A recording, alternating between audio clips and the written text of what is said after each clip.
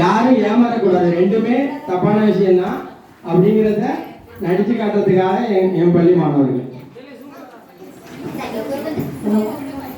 கஷ்டப்பட்டு டாக்டருக்கு படிச்சு எல்லா சொல்லலாம் பேசாம நாமளே ஒரு கிளினிக் ஆரம்பிச்சேன். Super idea.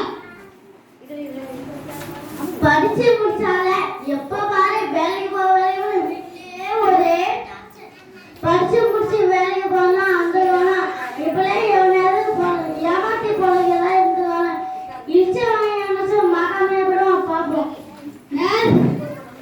வெளியூர் போனே தெரியுமா?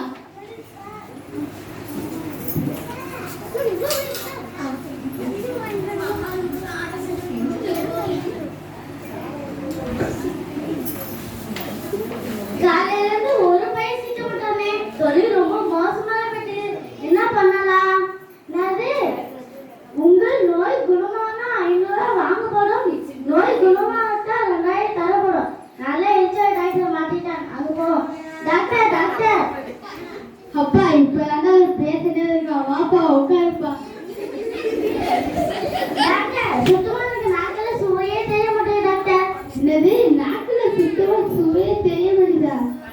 இதுக்கு அந்த வந்தா லைக் நர்ஸ் வெளியில ஒரு போடி வீடியோ போறேன் வீடியோ போறேன் அந்த பத்தாமட மருந்து காட்டி தம்பிக்கு எடுத்து கட்டி நாக்குல விட்டுங்க. டாக்டர் அன்னைக்கு சுவத்தே அந்த மாதிரி ஊத்துறீங்க, இப்பவும் அதே மாதிரி இல்ல.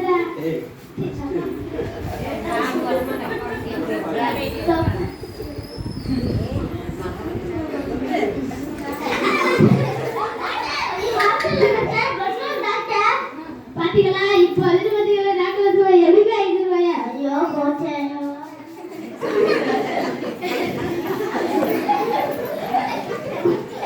நம்ம அவனை ஏமாத்தா அவன் நம்மளை ஏமாத்தானே விடக்கூடாது. உடைய போனா கண்டுபிடிச்சிடும். 2 நாள் கழிச்சு விடுவோம். 2 நாள் கழித்து